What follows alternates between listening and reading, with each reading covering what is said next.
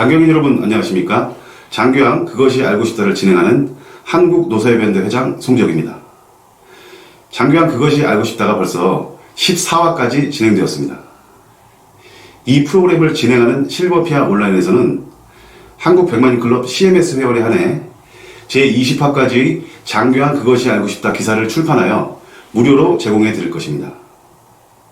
한국 백만인 클럽 CMS 회원에 가입하지 않으신 분들은 앞으로 계속 진화될 한국 백만인 클럽 특별 서비스를 누리실 수 있도록 가입을 서둘러 주시기 바랍니다. 오늘 방송의 주제는 보건복지부의 국공립 장교양기관 확충 방안으로 고통받는 장교양기관 현장 소식입니다. 국공립 장교양기관 확충 방안은 전방위로 민간 장교양기관 현장을 조여오고 있습니다. 보건복지위원회 소속 의원도 아닌 더불어민주당 민영배 의원이 국공립 장교양기관 확충 방안이라는 이름으로 제20대 국회의원이었던 재윤경 전 의원의 입법 발의안을 그대로 베껴 발의하기도 했죠. 비싼 국회의원 세비를 받고 겨우 한다는 짓이 다른 의원 발의 법안을 그대로 베껴 발의하는 부도덕한 짓일까요? 민영배 의원은 노인요양시설을 한 번이라도 방문해보긴 했는가? 라는 의구심이 듭니다. 전남의 어느 도시에서는 지역 장교양 단체 대표들이 그 지역 국회의원이 앞서 말씀드린 공동발의 국회의원에 포함되어 있어 당 지역 의원실을 항의 방문했다는 소식도 전해지고 있습니다. 그 지역 의원은 민영배 의원의 발의 내용은 읽어본 적도 없고 내용도 모르며 민영배 의원이 그저 지인이라서 도장을 찍어준 것이다 라고 답변했다는 이야기가 들려오고 있습니다. 이전 국회에서 폐기된 다른 의원의 발의 법안을 다음 회기에서 글자 하나 바꾸지 않고 다시 상정하는 사례들이 오래전부터 있었다고 국회에 정통한 전문가들이 이미 말하고 있었습니다. 더구나 법안 상정을 위해 10명 이상의 국회의원들이 공동 발의해야 하는 사유로 이들이 서로 도와 공동 발의자의 명단을 넣는 법안 품앗이 문제는 어제 오늘의 이야기가 아닙니다.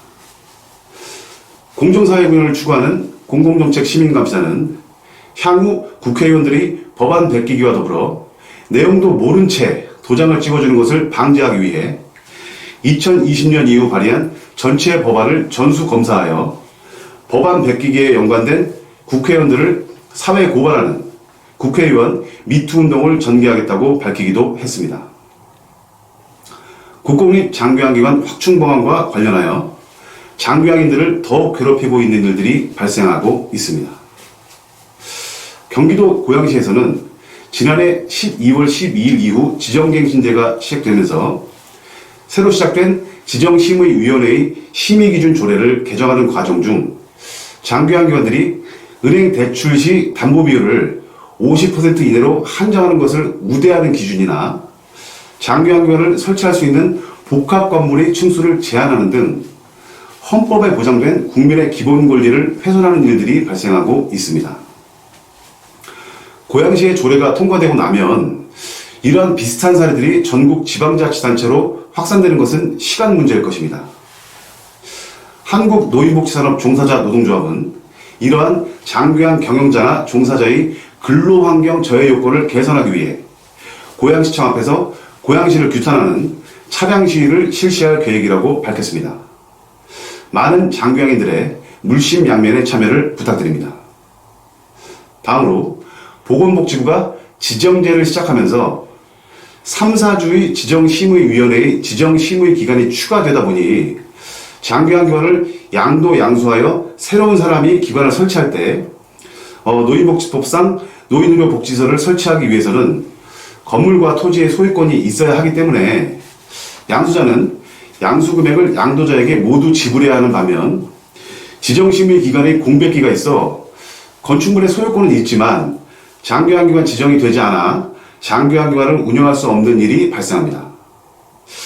양도자의 경우는 건축물의 소유권이 양수자에게 넘어갔기 때문에 이 장교양기관을 운영할 자격이 없음에도 불구하고 양수자가 장교양 지정을 받지 않았기 때문에 이 양수자가 장교양기관 지정서를 받을 때까지 불법으로 장교양기관을 운영하는 불법 부당의 사례가 존재하고 있습니다.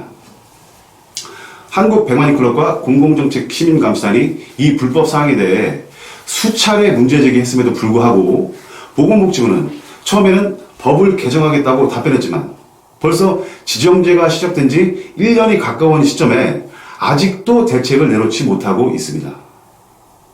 이 문제가 금년 말까지 개선되지 않으면 공공정책시민감시단에서는 보건복지부 장관과 관계 공무원을 정식으로 고발할 계획이라고 전해지고 있습니다.